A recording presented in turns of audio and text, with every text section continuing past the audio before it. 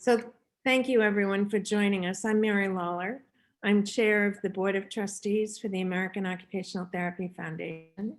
And we're delighted you could join us this morning of a series of webinars looking at navigating research during the pandemic. We will be recording and posting it so that, as well as some resources suggested as part of the AOTF website. I also want to thank Kristen Bukowski, who's our Zoom moderator today and is getting us here, as well as Scott Campbell, who's the Chief Executive Officer of the Foundation, for supporting it and getting us situated today. We will be having a question after the panelists present. At any point, start adding your questions using the Q&A icon at the bottom of your Zoom screen.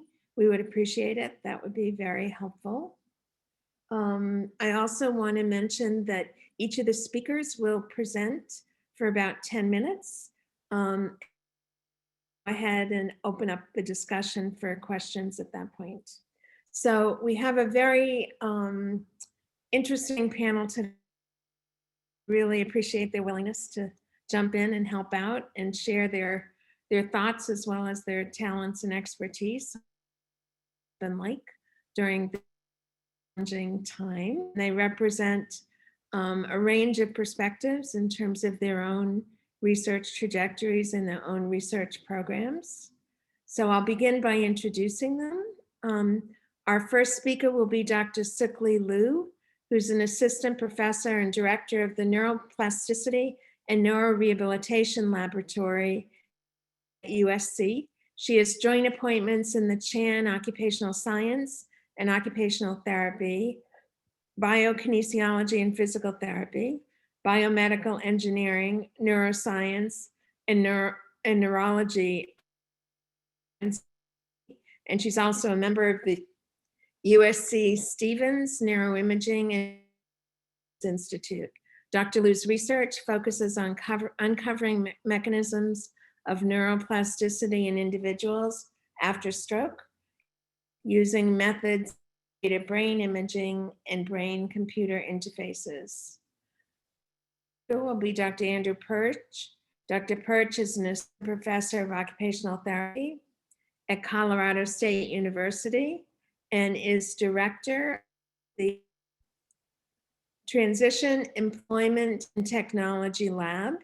He has 15 years of experience in pediatric occupational therapy, providing service to adolescents with disabilities and their families in early intervention settings, school systems, research labs, pediatric specialty clinics, home settings, and using technologies.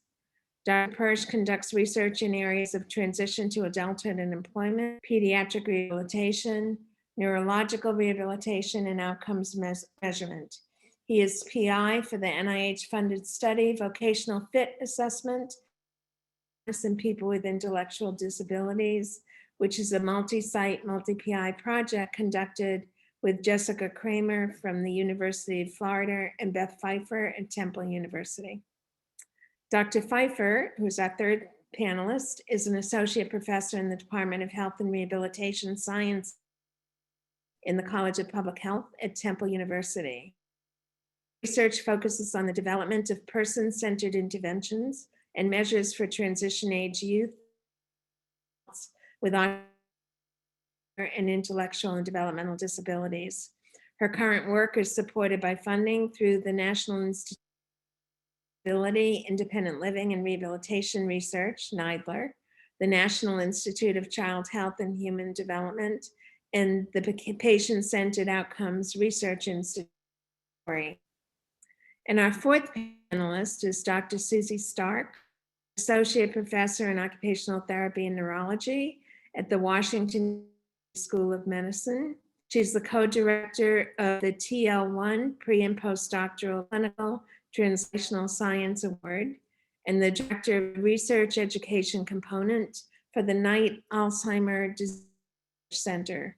Dr. Stark's ongoing clinical and translational research projects investigate the role of the in supporting the performance of adults and older adults with disability.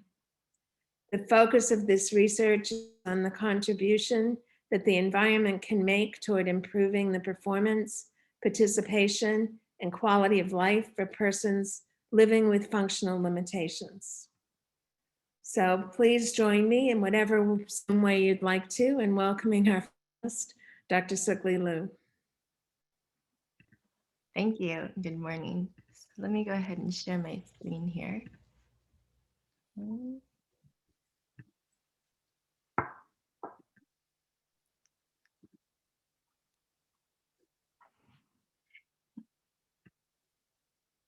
right, can you see my slides okay?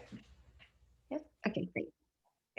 Thanks for that great introduction, Mary. And it's really an honor to be able to be here and share a little bit about some of the things we've tried to do to navigate research during the pandemic. Just as a disclaimer, like Mary mentioned, my research focuses on stroke rehabilitation and brain imaging. And so that's kind of the perspective that I'm coming from today. So given that it's only 10 minutes, I'm just going to quickly go through 3 areas that I feel like have been helpful and important, and also share a bunch of kind of tools and resources that we found useful during this time. I will also make my slides publicly available if anybody wants them, so you don't have to frantically copy down URLs. And I will also note that these are just based on my experiences, but I think as we all know and recognize, everyone's situation across the country is pretty different. So hopefully there's still something useful there. Today, I'm going to talk about remote lab management and communication, some tools that we use for that, and then a little bit on how we've pivoted a few of our in-person studies to remote or online studies. And then at the end, I'll just touch briefly on some resources for open science and data sharing and data repositories, which I think can be a really useful source of data when you can't collect your own. So the first thing I'll talk about is remote lab communication. I think as we all have realized at this point, we've used Zoom and other teleconferencing softwares pretty effectively to replace in-person meetings. But I think a bigger question is how to replace those casual walk-by conversations. And those, I think, while not as formal, are a really important part of a lab environment. So being able to have a conversation while getting water, or strike up a conversation, or walk into somebody's office and ask them something that maybe is too casual for an email or an actual Zoom meeting, but you still would like to kind of be able to have that communication. So in our case, we've been using Slack for this. Slack is a very helpful kind of like workplace chat tool, essentially.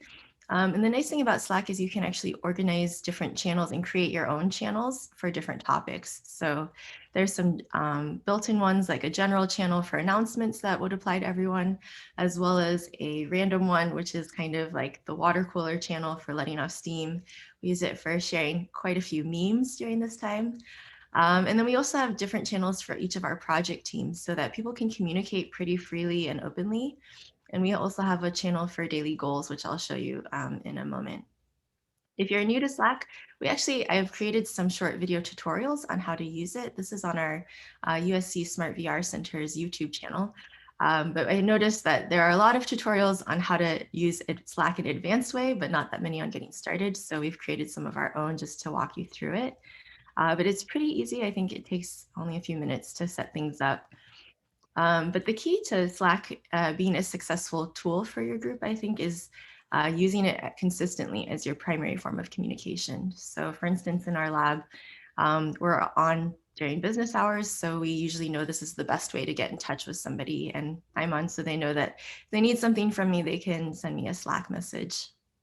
You can also set away messages though. You can log off. So if I'm writing a grant or something, I'll say I'm going to be off of Slack for a day or two. So they kind of know how to get in touch.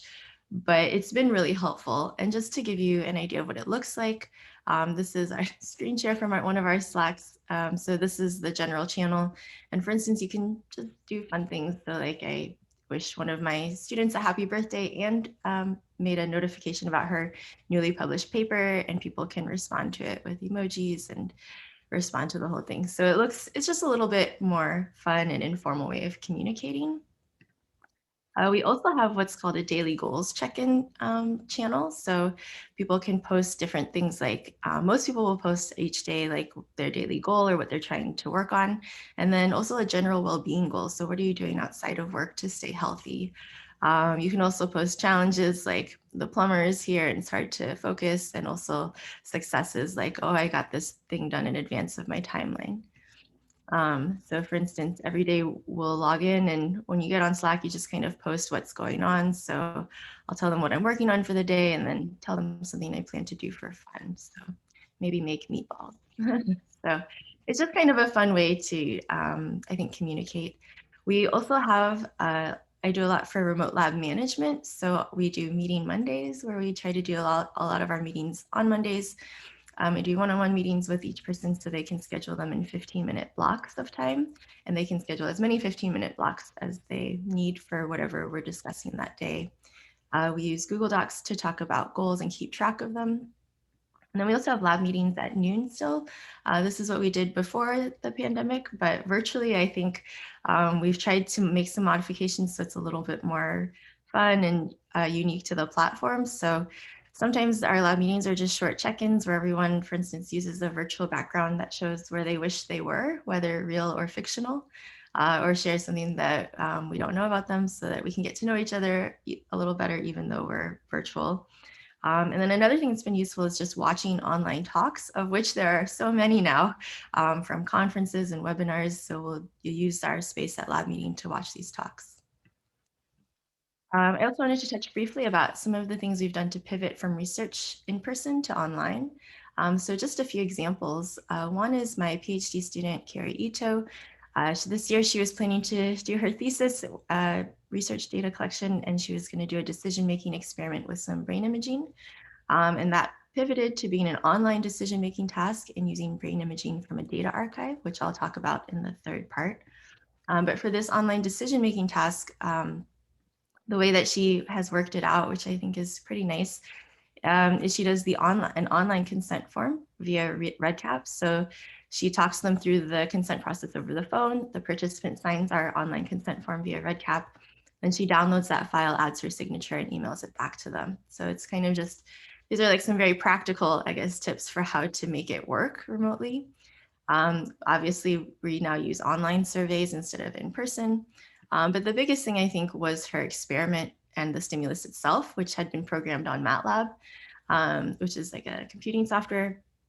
And so instead of having them come into the lab and do the experiment on our lab computer, now she has them use Google Chrome's remote desktop, which is really, really useful. It's a way that you can let people log into your lab computer essentially and do the experiment remotely.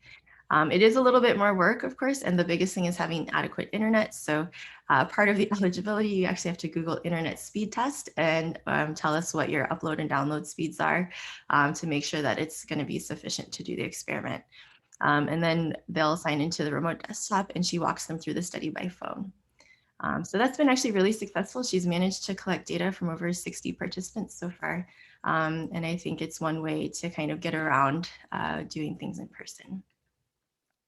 A second study that we have was an in-person muscle biofeedback intervention study for people with stroke. So this is one that we had always talked about one day doing as a tele-rehab study. And I think when things shut down and looked like they were going to be probably shut down for a while, we decided it's finally time to make it a tele-rehab study. So we've been working on this and spent a lot of the past summer and a little bit of the fall testing it. And this is done by a team of people in my lab, including an engineer and an occupational therapist, a research assistant professor, and another programmer. But basically, they used to come into the lab and obviously do the intervention study. We would give them muscle electrodes that we put on their arm and give them feedback on a computer screen. So now we provide the participant with a prepared laptop where we've put all of the software that we need on it, also a Wi-Fi hotspot if they need it. We also have EMG sensors that we kind of made into these cute little cases so that they can't break them, hopefully. And we also give them a printed self-start guide. But the main thing in that guide is that when you open it, it just says, get on Zoom, and then we walk them through the process. And then we Zoom with the participants.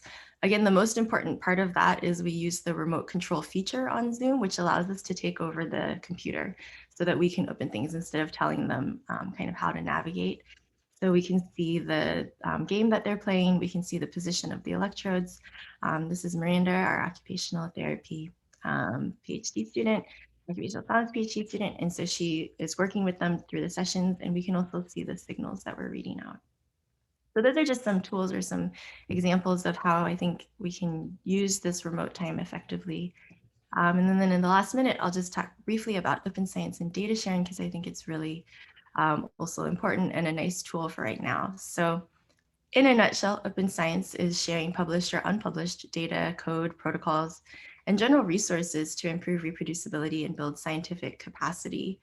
So in terms of what data is shared and openly available online, there's surveys, behavioral measures, health records, kinematic data, video data, physiological data like brain imaging, basically anything that people are collecting in their research studies they may or may not have shared. This is a whole list. So this is why I said I will share these slides. You don't have to write them down. But these are just a few examples of rehab-related data archives that you could look at now, today, if you wanted some data. And I know that a lot of people, a lot of researchers in occupational therapy have made their data available, especially on things like ICPSR. And then there's also brain imaging data you can access. And I also gave a talk on this at the NIH Rehab conference. So if you want to know more about this topic, you can find it there. But in a nutshell, what you could use it for is to, if you have trainees that need to learn skills in a new area and they were going to collect EEG or MRI or kinematic or video data, it's a great way to give them a starting point, and they can use it to develop analysis pipelines or just learn to analyze that type of data. It's also an open source data set people could use for their thesis projects. So like I mentioned, my PhD student is using it for her thesis project. So instead of collecting brain imaging data in 30 subjects, she's actually using an open source data set of 100 subjects. And it's maybe not as related, but it still allows her to gain the skills she needs for her thesis. You could also use it as preliminary data or for power analysis for grants. And then a final note is that during this time, you can also share data. So I think a lot of us are cleaning up our houses and doing home improvement projects. It's also a great time to do what we call research lab management improvement projects, where you clean up your old lab data sets and you can share them. Doing that greatly expands the reach of your data and the impact. There's a lot of places you can archive it. Like I said, for any research study that you have that you finished, you can archive it, for instance, with ICPSR, which is a rehab-specific database, or has a rehab-specific database. You can also publish about the data set in a lot of journals. There's a growing number of them. And there's also some funding that's available to help pay for a research assistance help, for instance, as you clean through your data and archive it. All right, so I just, with that, will end, and then thank you for your time and attention, and I'm happy to talk to you more. Thank you, Lee. Mhm. And now I'll ask Dr. Persch perspectives. Thank you, Mary. Are you able to see my screen all right? Yes. Okay. So thank you to Mary and to Scott for the invitation. I'm honored to participate today, and to the other staff and volunteer leaders at AOTF that helped make this possible. I have my contact information on the slide if you would like to get in touch with me, or if you have any questions or comments about anything I present. And like Lee mentioned, I'm here just to present a short view of my story and perspective, and that will hopefully provide a contrast to the other panelists. I was trained in occupational therapy at Wisconsin-Milwaukee, worked in pediatric occupational therapy and in school-based OT, and did a PhD at Ohio State.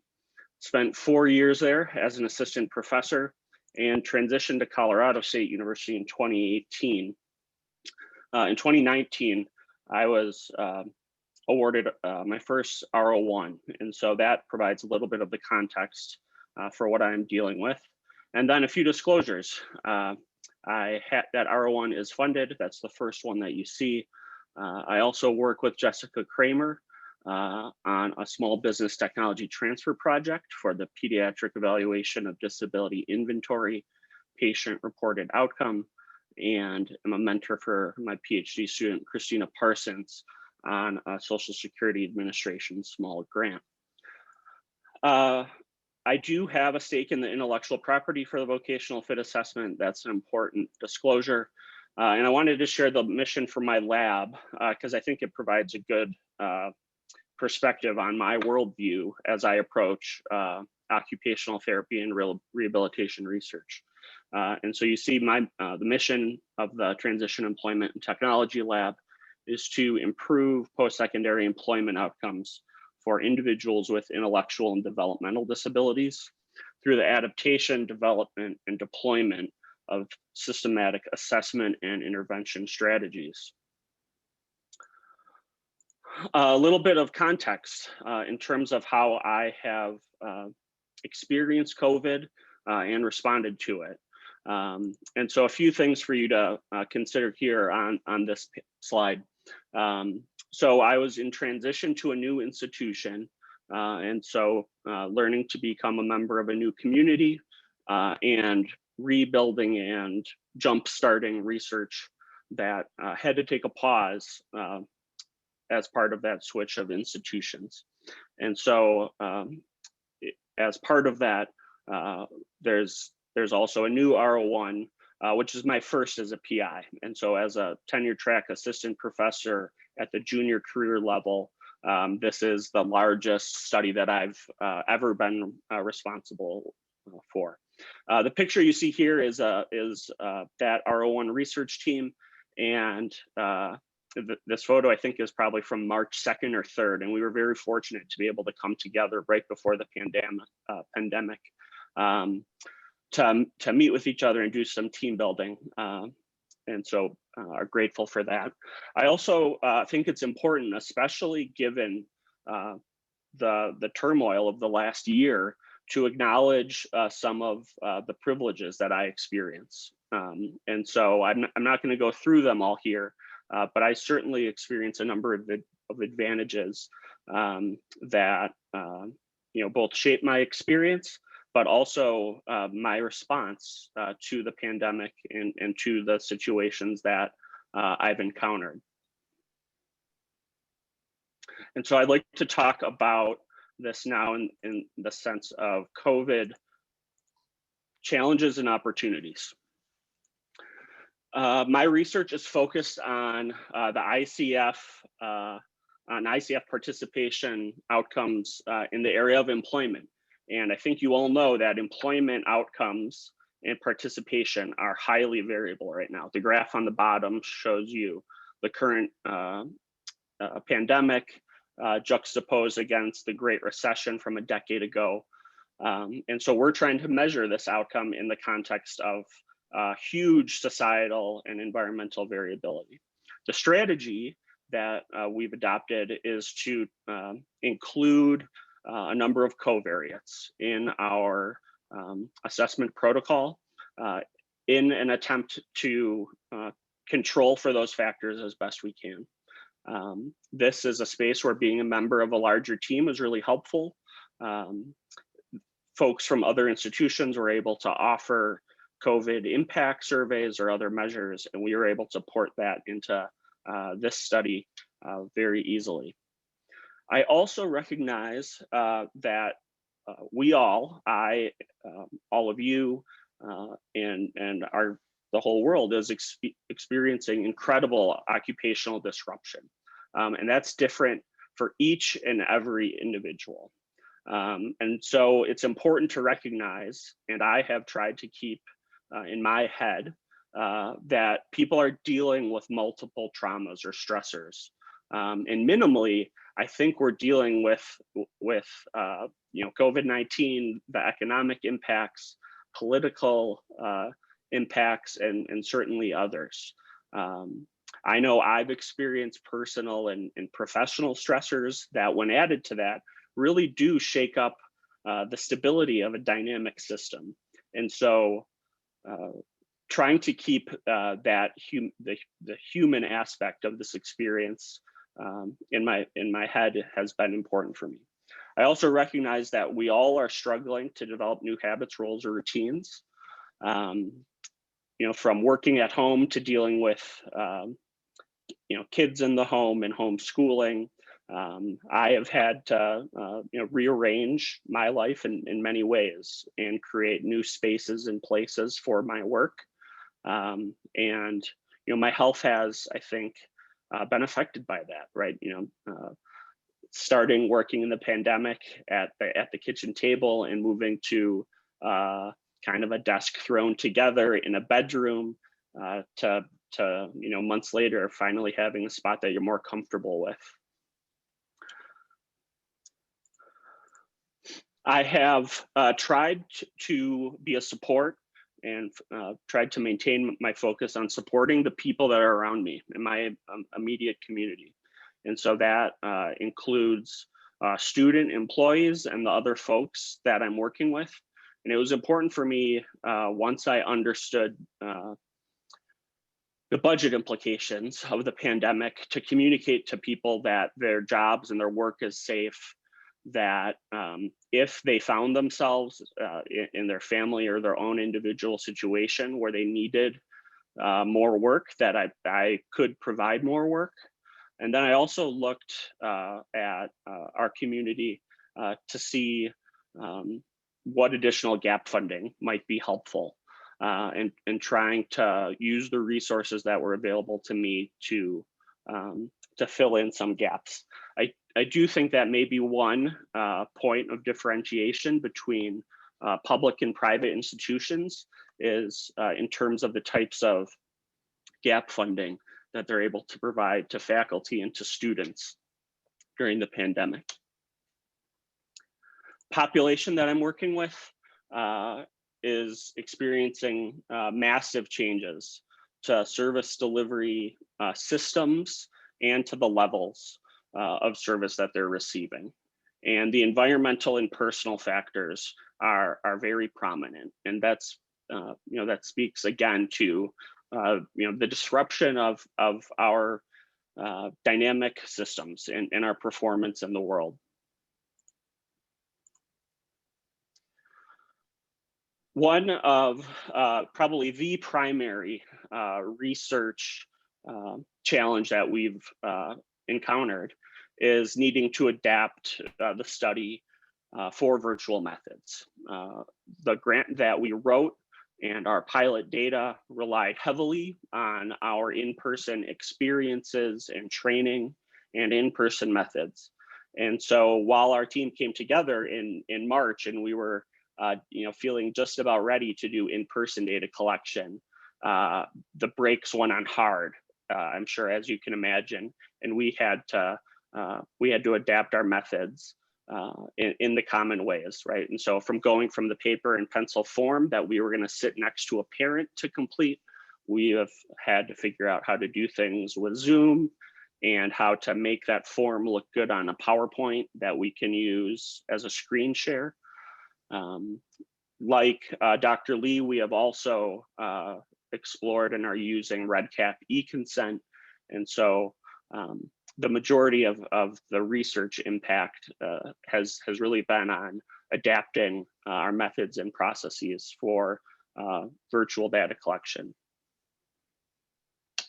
I have found comfort and appreciate greatly the early and clear guidance that we received from NIH. Dr. Mike Lauer was providing video updates early on, and the flexibility that NIH and other funders have provided and the clarity of the communications that they've provided has been something that has been very helpful. I recognize that we all have good days and bad days. That for me has felt even more so during the pandemic. I have tried to be clear with my colleagues and students, right, that in my and in this workspace, that it's okay to not be okay some days or some weeks. that it's okay to ask for help, and please do ask for help. One of the things that I think helps, especially in this space, are proactive communications. And we use the tools that Dr. Lee was talking about. Also, not Slack specifically, I use that at Ohio State. We're using Microsoft Teams at Colorado State and across the institutions that you see on the slide. And so that really is a dynamic and powerful tool. We were set up and using Microsoft Teams before the pandemic. And so we were, in that regard, we were able to adapt pretty quickly to meeting virtually. And then I also recognize, the benefits of being part of a research team. And so the project that I've been referring to is a multi-site, multiple PI project. I'm fortunate to work with Beth Pfeiffer and Jessica Kramer. They're both scholars that are more senior and experienced than I. And so they have been excellent colleagues and mentors and have helped to keep the project moving along. And in a similar way, it's been excellent to have folks at all different levels involved. We have full professors and Patty Davies and James Graham. We have PhD students and research coordinators, master's students and undergrads. And together as a team, I feel like we are able to help each other cover the highs and lows a little bit better, and in that way provide mutual support to each other. Finally, the last thing I want to mention is single IRB. As a multi-site project, we are dealing with single IRB. We have found that despite the NIH policy having been out for a couple of years, that institutions are still figuring out how to play nicely together with each other.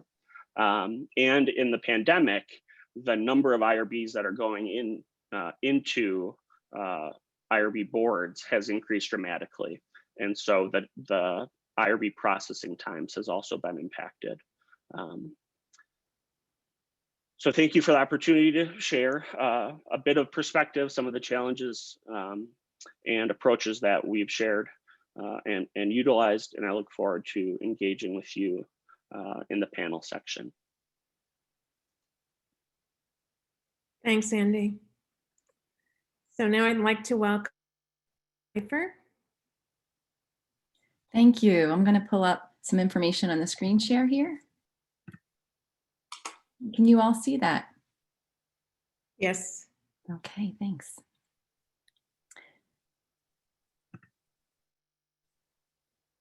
Okay, so I'm going to talk a little bit about some of the supports that are available during this time. This research in a pandemic is very unique.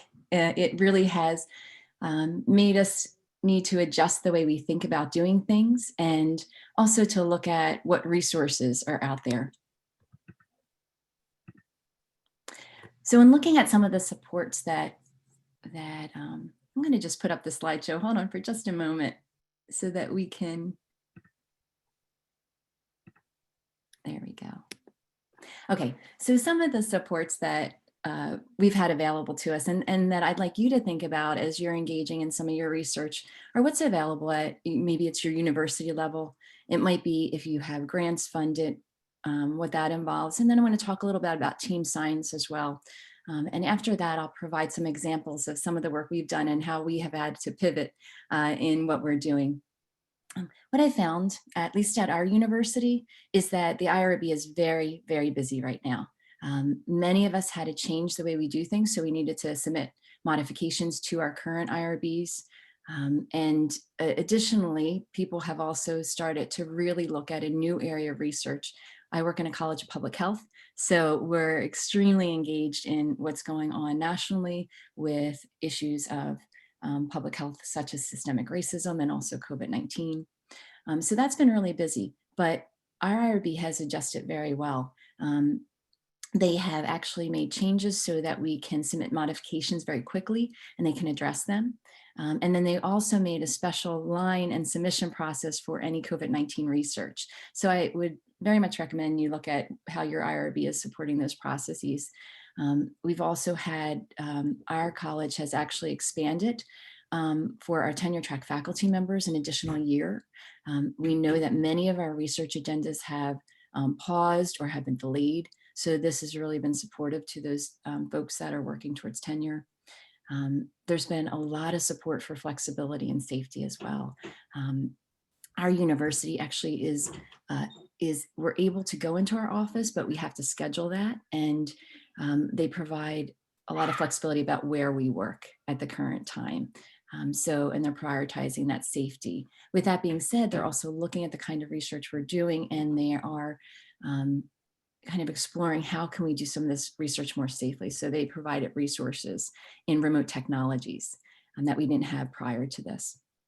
With PhD students, we already have a pretty lengthy process that they have a number of years. They have up to 7 years to complete their PhD.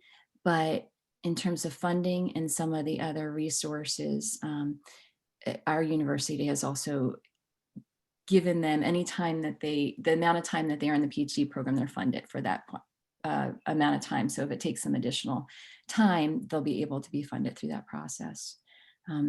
The grant agencies have been really incredible at sending out resources. Many of them have provided additional time and no cost extensions, budget modification allowances, allowing us kind of push back some of our budget into a future time frame so that we can be able to complete the work when those are available. There's administrative supplements, and I really encourage people to take a look at NIH and PCORI for either existing grants and also additional funding for COVID-19 related work. And I'll speak to that in a few minutes when I talk about some of the projects that we have launched since March. The other thing I want to identify as a support, and I think Dr. Persch really talked about this as well, this idea of team science. So team science really is this idea that you have a team of people working together. You're not in it alone. And most of us in our work are not just doing it on our own. So it involves different people with different expertise coming together, really being able to problem solve and think about new and novel approaches. And this has been essential, certainly for my lab and for the work that we're doing across multi-site institutions to be able to continue forward and figure out how we can make the most of this time. And I look at it that way. I know many of us are on pause, or we feel delayed, or we feel like we don't know what to do right now. But I have found that this has been a constant support and has allowed us to really think out of the box. So we have multi-site projects. We found that until I think recently, we've seen parts of the country ebb and flow with COVID-19, where we've been open at certain points in times where some of our partners, across the country have been shut down and vice versa. So we're able to move our work forward in different ways. I think more recently, we're going to a new stage of this pandemic where I think it's hitting most of the country, and we'll certainly have to adapt with that. But when you're working in a team, you can really start to problem solve. We problem solve how we think about using remote technologies to collect data. We've seen from some of our panelists today, they're giving really incredible examples of how to do that. And so we're able to do that as a team. We've also been able to support one another.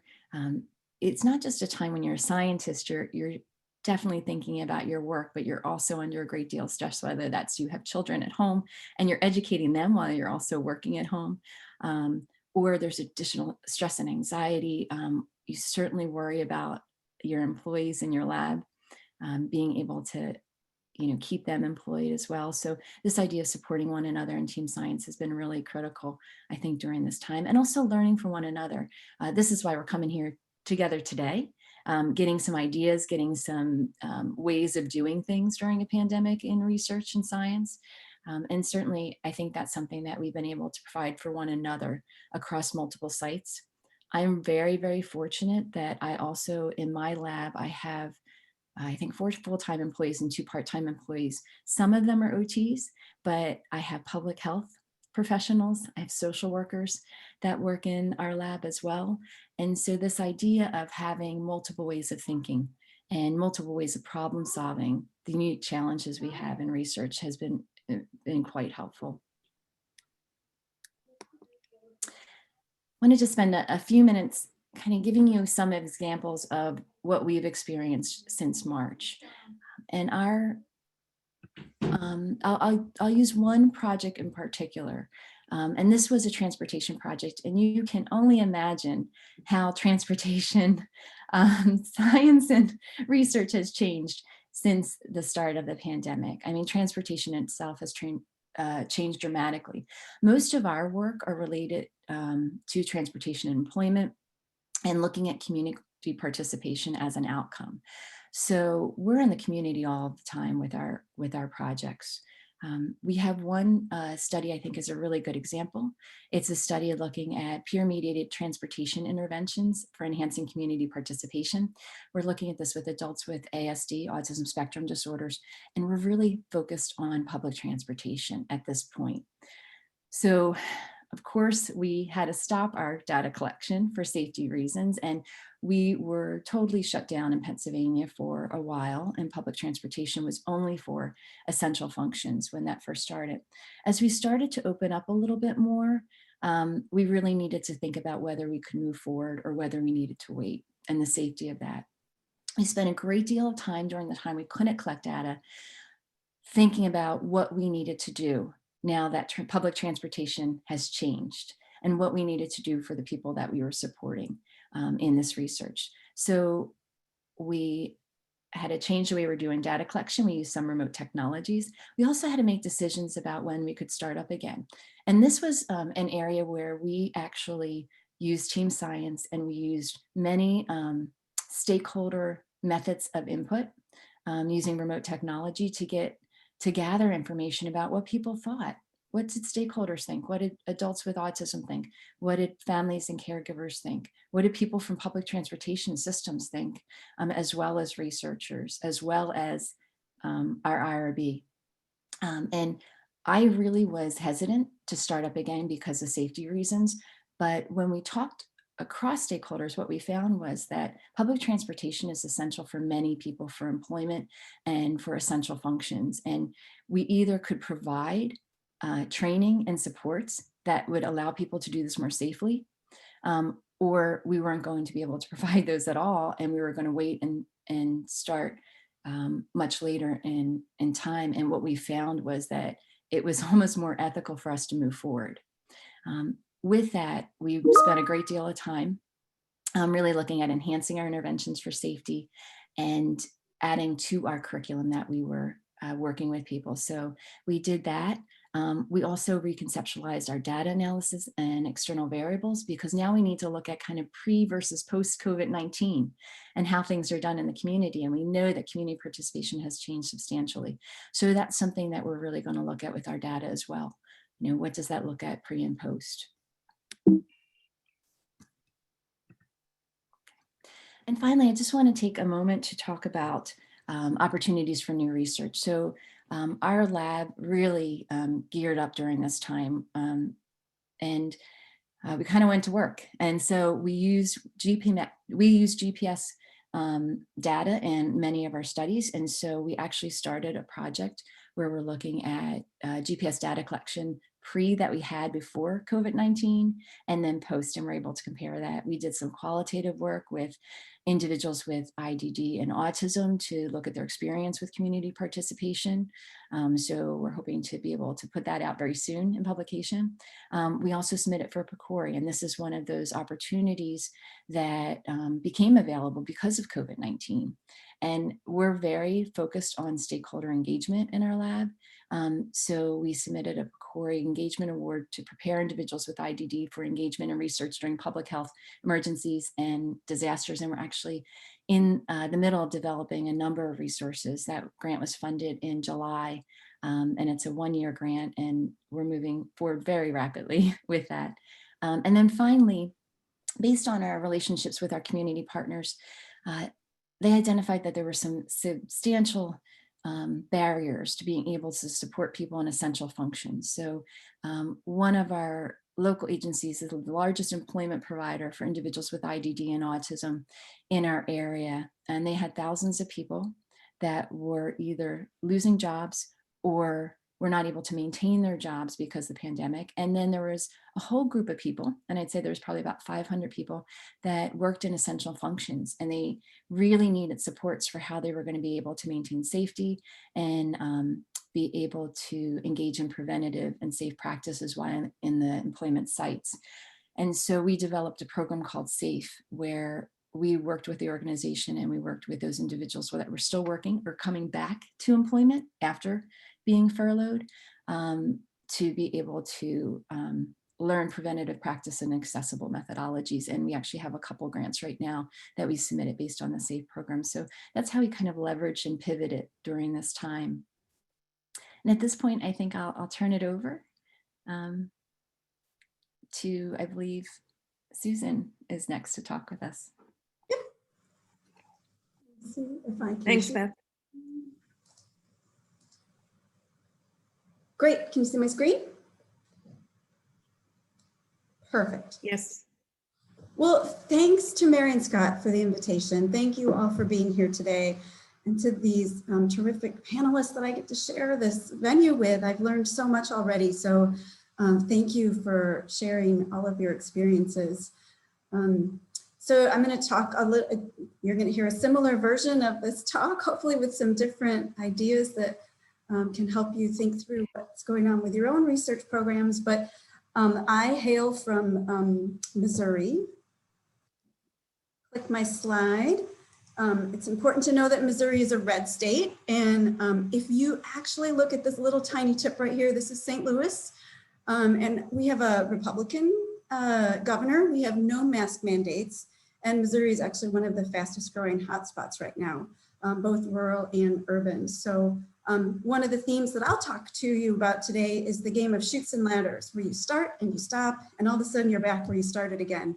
And that's what research feels like in my lab right now. So I thought I'd just give you a little brief overview of what was going on when COVID started. I had a program of research. I had a clinical trial looking at transition after home after a stroke. The unfortunate outcome that I studied was community participation for this trial. I was partnering with a rehabilitation institute, so we were recruiting participants from an actual rehab institute that shut its doors at the beginning of the trial. Our intervention was old-fashioned occupational therapy, kind of hands-on, so in person. I also have a kind of a program project, what's called a DRIP from Neidler. And it had both a randomized controlled trial element and a cohort study in it. Again, we're studying community participation. Fortunately, in this study, we had a cohort study that was phone-based, so we were able to still connect with some of our research participants. We had a cohort study that was funded by the National Institute on Aging. We were just starting this, year 2 of a 5-year study. This was a cohort study. We were measuring people in their own homes, going into their homes to measure gait and balance and looking at the outcome of falls. We also had, we were in year 3 of a 3-year pragmatic trial that was funded by HUD, looking at home modification removal program in senior apartments. So kind of section 202 housing that was funded by HUD. We had a community partner named St. Andrews. We were in these senior apartment buildings providing home modifications and measuring falls over time. That study was scheduled to finish this month, actually right now. And then we had a cross-sectional studies and some other training programs that were kind of active and going on in our lab. So that's the context for what was happening when COVID hit. For me, the important thing was that people came first. We have 13 advisory board members. We're a community engaged group. We have over 1,000 research participants that were in that group of folks that were highly at risk for the consequences of contracting COVID. We had 15 trainees, some from Meharry, some from other places that we were bringing in to work with them. And we have 11 of our own faculty and staff that were in our lab. I think it's notable, if you kind of look at this map, we probably all have a similar one in the city. This is the north-south dividing line of St. Louis. And this is actually the COVID map. So you can see from the dark purple, those were the places where there were the earliest, the most deaths from COVID, and those are the zip codes where we work. So we had a group that was highly at risk. Our advisory board and our participants lived there. So this is kind of as the pandemic unfolds, what do we need to do? So for perspective, in March, we had a total shutdown of any research in St. Louis. I think it was around April or May, basic science began kind of opening up its doors at Washington University. It wasn't until June that clinical and community science began at 20%. We were and still are at 60% in a yellow zone as of August. But that proposed second wave is hitting Missouri right now. And I hear that Barnes Hospital, which is the Washington University teaching hospital, is now rescheduling elective surgery. So I anticipate that we're going to probably move to a red immediately. And my Compass partner, the Rehabilitation Institute, just shut its doors. And so we're only going to be able to work remotely at this point. So the first thing I did was I set some priorities that I figured would be my compass when I wasn't sure what to do. And I found that these have been helpful. So these are the priorities that I feel I should have whenever I do research, but they became really important during this pandemic time. So number one is I wanted to make sure that my participants and my team were safe, completely safe. And we had a lot of concerns because we felt that we had a particularly vulnerable population. Number two, Washington University let faculty decide if their clinical trials were of significant benefit and should continue. That was a faculty decision. There was not much guidance from the university. So I could have kept my trials going if there was a benefit to the participants, and that was a little stressful for me. So I started by calling the bioethicists at Washington University and really thinking carefully about what the risks were and the benefits were of the research we were conducting. Number three, I wanted to preserve our research program to make sure that we were going to be able to continue to finish our kind of active research portfolio. We wanted to make sure we supported our team. I didn't put anyone on furlough that didn't want to go on furlough. So I wanted to make sure that these moms that had children at home that were trying to do the best they could to get all of our work done had the support they needed. Then I wanted to think about what opportunities were available and how we could respond to those opportunities. And I wanted to make sure that we had some amazing training opportunities, particularly my focus is on underrepresented minorities and building scientific careers. And I was really worried that we couldn't bring these students and trainees in anymore. What could we do to come up with a vibrant training opportunity for them? So like I said, I kind of view research these days as a game of chutes and ladders. But what we did was we redesigned our outcomes, our approach, our analysis, and really thought about what we could do remotely. Then second, we decided the important thing was to communicate with our participants. So we contacted all of our research participants to let them know what was happening. We took advantage of that contact to actually do some standardized assessments and figure out what was going on with them in terms of COVID and their response to COVID. And we also need to communicate with our project officers and with the university and with our department to get everything approved. We established our new procedures, we documented the heck out of it and got approval for moving forward at each of these stages. The other important thing we needed to do was to retrain all of our staff because we had all new participants and I wanted to make sure that everyone knew everything from how to disinfect the handles if they were allowed into the lab to how to make sure that we were conducting the assessment in a different way since we were using remote techniques. So we have pages and pages of documents that look at tasks and accommodations and approaches that we have developed. And they change every time we get moved to a different level, they change. And so begins our game of chutes and ladders.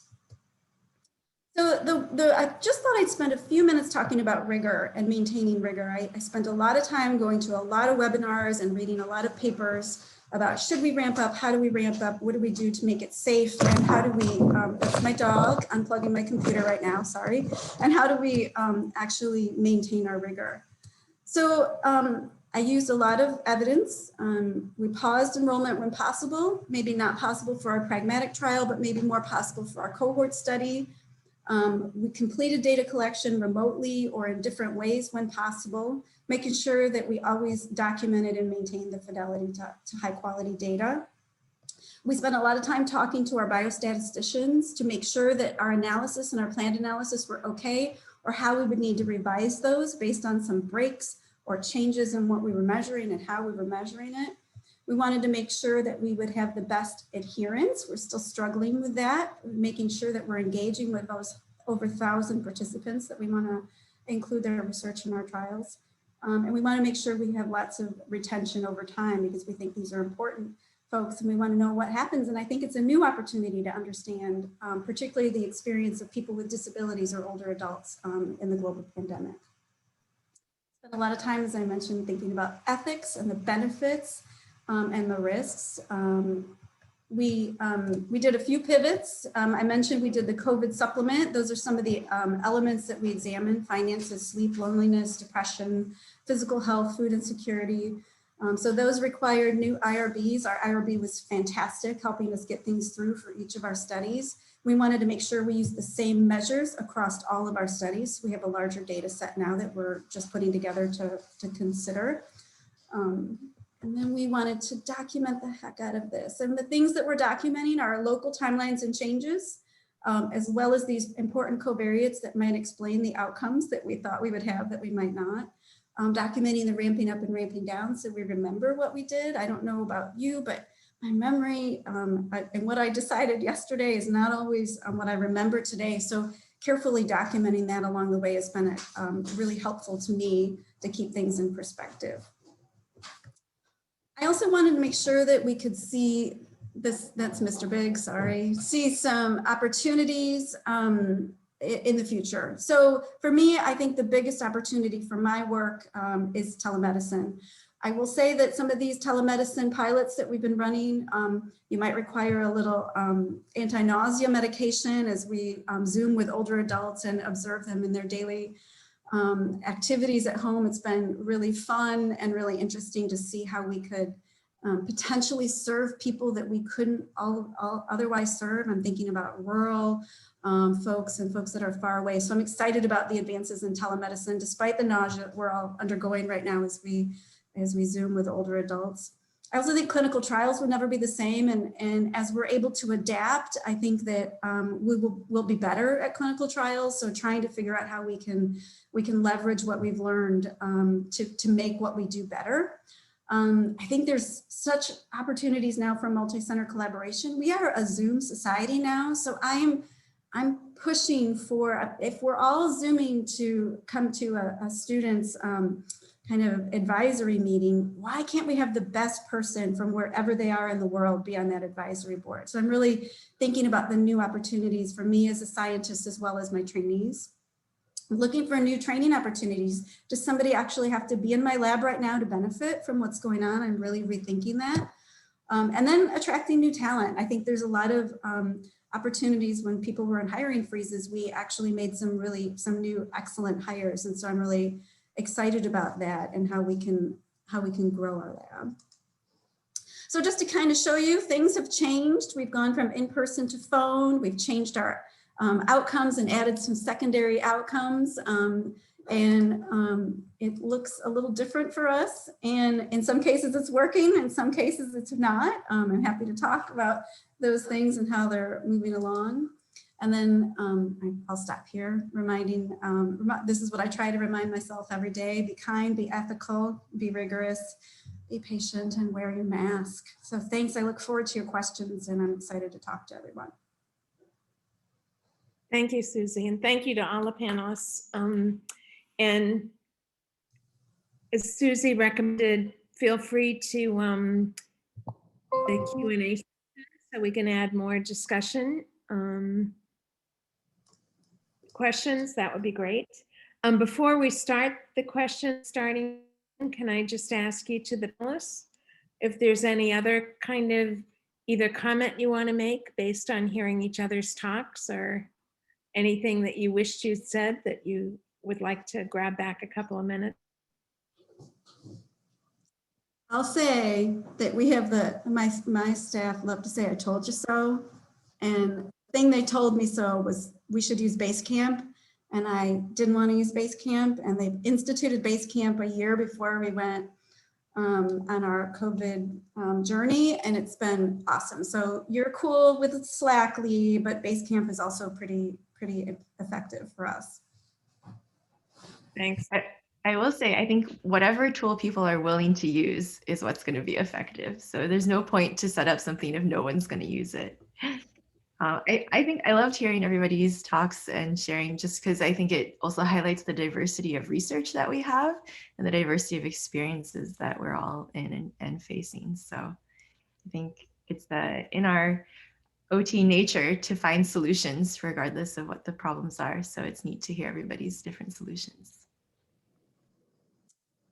If any profession can pull this off, I mean, I think we are adaptable. That's the nature of how we think. So I found that was stressful, but in some cases, the fun thing is to figure out how we can adapt and still maintain our rigor. So I think we're probably in good shape. I thought it was really interesting to hear both some new ideas about how people were really being able to implement research during this time, and then also to see the overlap as well in what all of us are doing. And I just think it suggests that it can be done. You can do this and you can do it successfully. And I think some of that is that we're OTs. And I also think that one thing that I didn't mention, I don't know if anybody else is experiencing this, is this idea of accessibility for the people that we're working with too when we're collecting data. So that's something that we spend a great deal of time really thinking about with remote technologies, how we're going to interact, how we're going to make information accessible. I know that I can speak with, Andy and I are working on a project together. And so we spent a whole lot of time adapting materials so that we can present them in remote technologies to be able to collect data. So that's something else that I think is really important. And I think that we have unique skills and abilities to do that, where many other professions and scientists don't have that background that we do.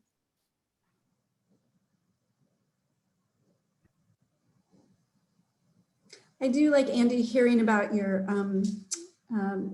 adjustment of habits and role disruptions. And I thought that was a great way to organize and think about what's going on with our teams and with our research participants. So, so I think that was really effective for me. It's something I'm going to take away and think about.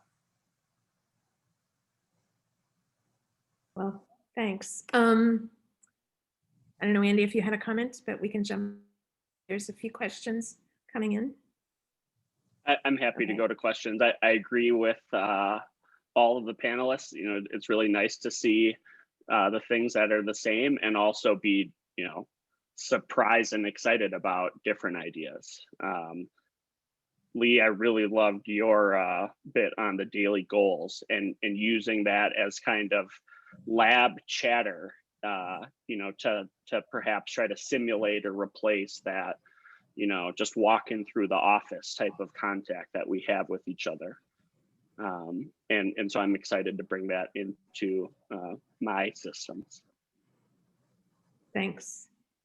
So the first question I have here is, what adaptations have you made during the pandemic that you want to continue when things start to normalize, in quotes?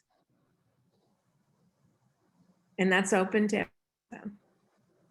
I'll start. My team is furious because I've been after them to go telemedicine for a while. The reason they are in this is because they love human connection. And this is torture for them to not actually be in homes with older adults hanging out. So, they've also begun to appreciate the value and how we can expand services to different groups. So we're gonna keep some of these remote assessment, evaluating remote assessment and intervention strategies as part of our lab. It'll be maybe a new question. I don't know if it'll be part of the current studies, if we can go back, but that will stay with us. We'd just like to add on to what other people have said earlier. And I think kind of being able to have a further reach. And Susan identified this too, that, we can now get the best experts. Before we might have limited ourselves in who was local or available to us to meet in person, but now we really can extend our reach. And I think that's something in terms of both team science and expertise that I'm going to definitely continue to focus on. Thanks. I mean, I also agree with all of that, especially the like remote research capabilities. Now that we know how to do it, I think it, especially in LA where it can take you an hour and a half to get to go 10 miles, I think it makes things a lot more possible for us as well. I also think that like one thing I like that's maybe tangential to research is the availability of all the online talks. Like, I mean, you used to have to go to a conference and just hear it once. But now I think one nice thing about remote conferences and remote webinars is that you can learn from people all over the world at any time. I think that's something where it's nice to have those recordings, and we'll be using them for a long time to come to refer to.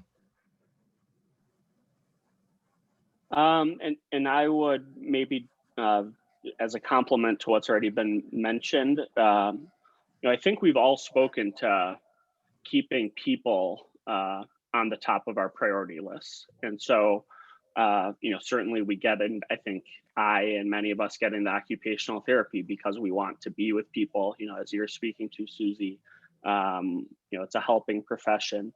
And so to keep that as a priority, and I think to continue to model to each other through these virtual methods that it's okay to have those human connections, right? It's okay to say, things aren't going great today, and offer the space for our colleagues and our students to be able to share that.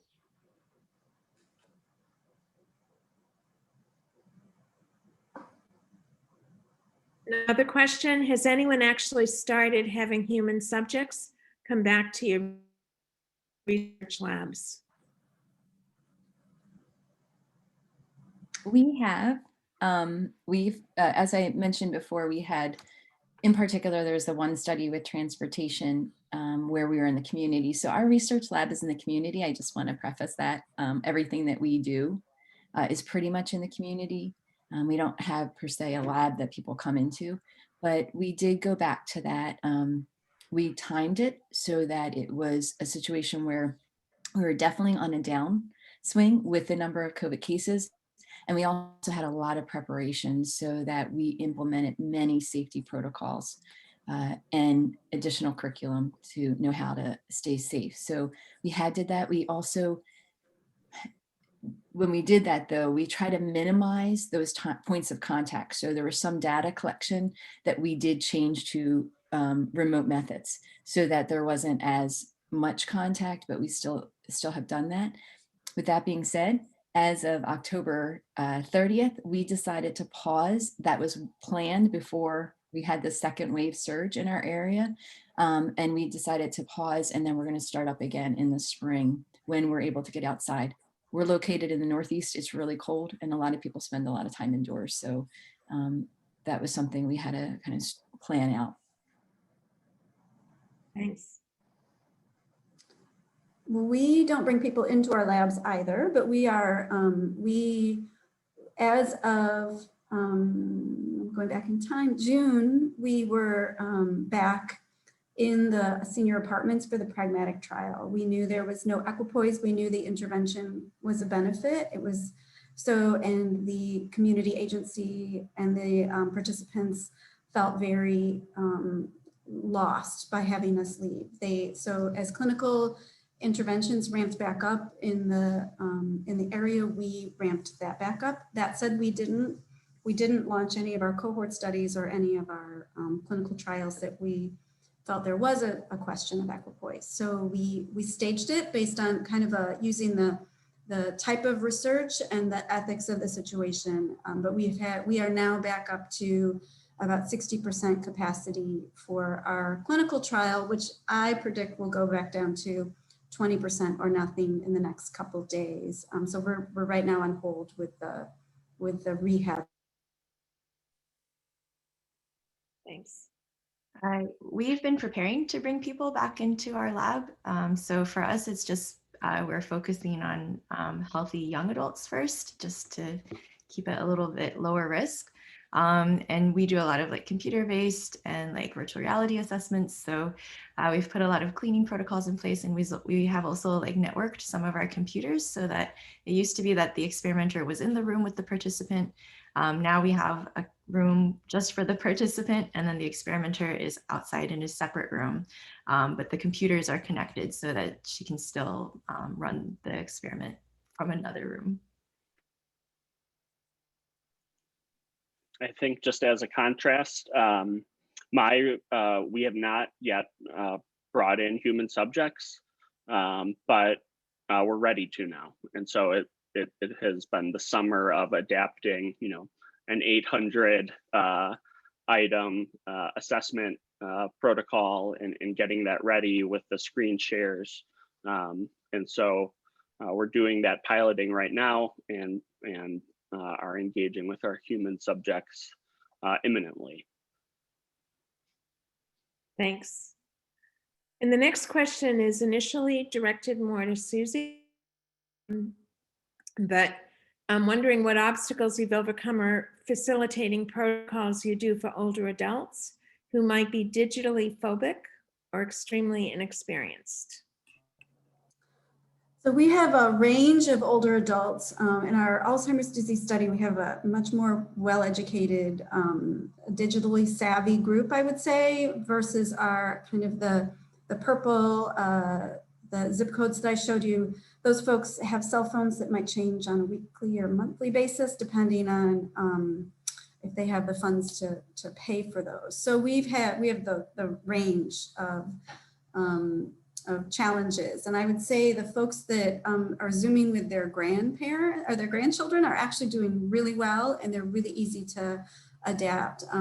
We can e-consent with them. We can conduct most things remotely, and we think we're going to actually be able to do that with our stroke study as well, because that group tends to be a bit younger. So that's down to the age of 50. The group that I'm most worried about is the purple zip code group. We're not quite sure how we're going to be able to work with them. So they have been the group that we've gone back in and seen in person. So stay tuned. We also did some surveys as part of our COVID supplement to figure out who actually has access to which kind of equipment that they need for any remote work. And so, well, it's no surprise, there's a variety of different resources that people have, mostly based on their socioeconomic status. And so trying to figure out new ways to get resources to those undersourced folks will be, I think, a next question for me. Thanks. I'll also just chime in on this because we have tried to do the online remote desktop studies with older adults that are 60 and 70 years old. It is quite challenging. So by talking to them on the phone, it's a lot more difficult, I think, because you have to tell them how to move the mouse or where to move the mouse to. I highly recommend if they can just get into Zoom, and then you can request remote desktop control, then everything becomes a lot easier because you can just kind of take over from there and facilitate it that way.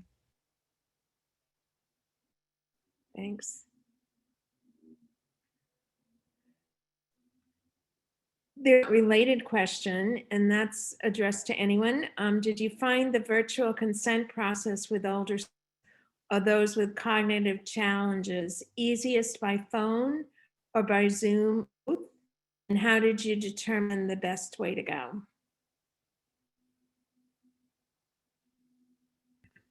For the virtual consent, the consent itself is pretty easy to do over the phone usually, because they click on the website link and then can see the whole consent, and you just walk them through it. Most of the older adults that we work with, and we do also do a telephone mocha screen with them. So some of them do have more severe cognitive challenges. Typically, we found that most things are easier by phone because it reduces the number of variables going on. But for the actual experiments, I think that's where it was Zoom, only because of the remote takeover feature, essentially. But otherwise, we use phone. Me too. We've actually used we work with a number of individuals with intellectual and developmental disabilities, and we've actually found that Zoom allows us to provide some visual cues and guidance and be able to make some things a little bit more accessible. So we've used primarily Zoom at this point in time, although we're working with a younger population. And we only have one study that has older adults in it, and it's a much smaller section of that. And I certainly struggle with that. So I'm really thankful for both of your expertise in providing some information in that area. So it might also differ depending on kind of the age range that you're working with. Thanks. And then just to extend Beth's comments, again, working with folks with intellectual disabilities, we're setting up our procedures so that we have visuals to be able to show people through Zoom while we're capturing those data on the back end with REDCap, and trying to have the flow chart of with this population, capacity to consent and assent, parental permission, or in the various shades of informed consent. We've developed checklists and procedures to make sure we're documenting that process diligently through the virtual mechanisms, because certainly the ways that we had planned to do consent with young adults with ID was in person and right next to them and walking through it. And so we've really had to build quite a scaffold of stuff to support those virtual interactions. Thanks. Here's another question. Can you expound upon how you've deterred attrition rates within your study during the area?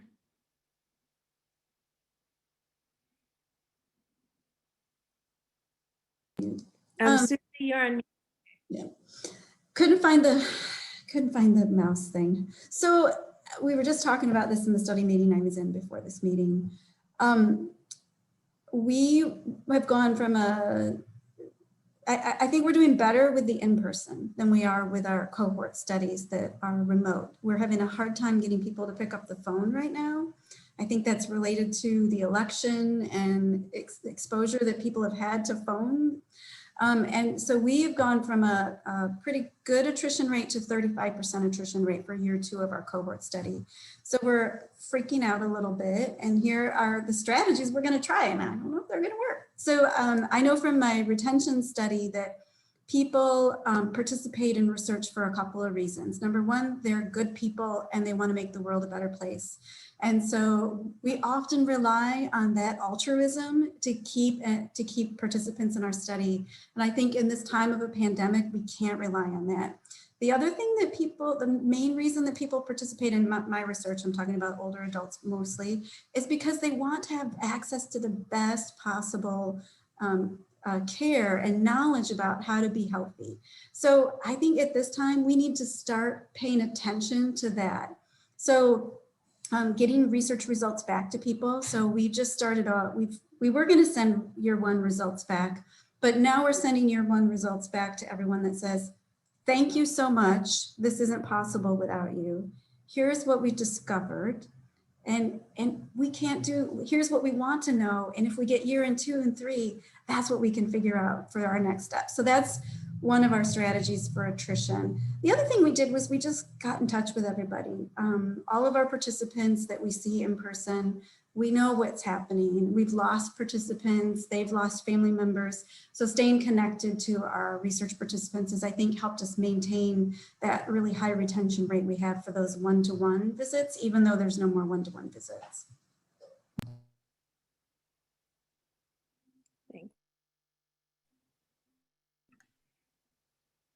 For us, I have to be honest, we just got really lucky with our timing so that we were able to plan. We were just ending up, we had an RCT going, intervention RCT, and we ended up just finishing up a block because it was block randomization.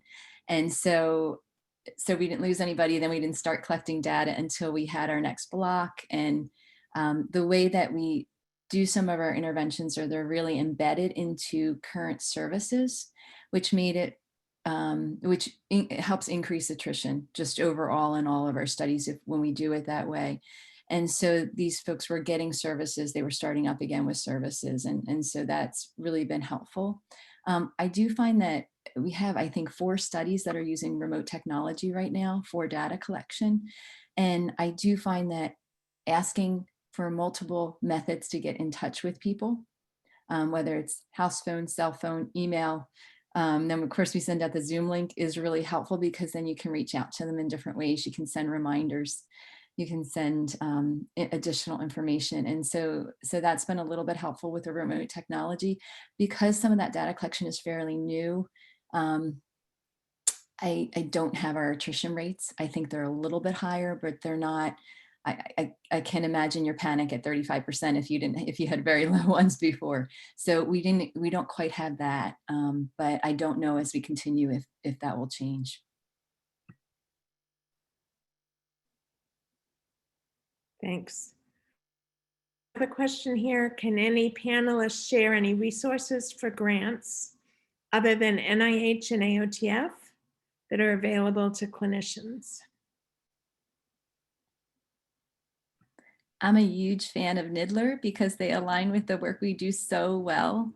So it's the National Institute of Disability Independent Living and Rehabilitation Research. That's a mouthful, but they really focus on their main areas of focus are on things like community participation, employment, independent living. And I just feel like our work is such a great fit with that. So I would highly encourage people to look at NIDLR.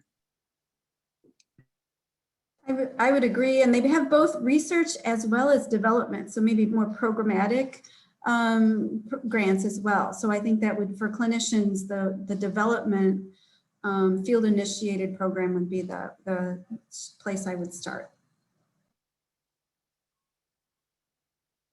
Thanks. Well, I think that's it for the questions that I can see here at the moment. I do want to very much thank the panel for all their contributions, and I've learned a lot. I'm sure others have as well. I wanted to just give you one more chance if there's anything you wanted to say, but before doing that, wanted to let the participants know that we will have another that's focusing on lessons learned from frontline clinicians and implications for new research that be initiated based on the responses to COVID. And the third one is, which several of our panelists talked about today, is looking at implications for occupational therapy research that align with the priorities for COVID funding that are being by many agencies and many foundations at this point. And please let us know if you've got other thoughts, those of you in the research world who are navigating this pandemic, if there's other things that the foundation can be helpful with. So thank you for the panel. It was great. Do any of you have any final comments or things that you want to say to wrap up?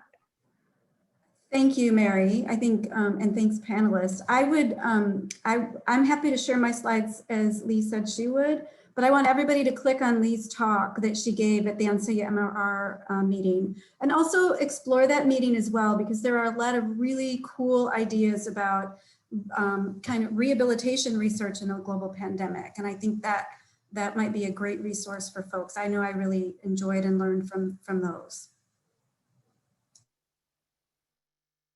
Thanks. I just like to kind of jump on that comment as well, that there's a lot of great resources out there, but also that as occupational therapists, I think we have a real role right now in what's happening in our world and how people's lives are changing. So I think there's opportunities to, as occupational therapists, to help people and to engage in new research with a focus on how do we adapt and how do we be able to participate in our communities and our lives to maintain our health during this time. So I think this opens up opportunities for us as OTs. Thank you. And I want to thank again Kristen Bukowski, who's the Director of Communications for the Foundation, as well as Scott Campbell. And there's one quick question that just came in, and they wanted to know how they would know to get the slides. And I believe it's going to be announced through the website, but I don't know if either Kristen or Scott. answered that question. Yes, we can do a follow-up email with a link. And the recording will be Okay. available as well. Great.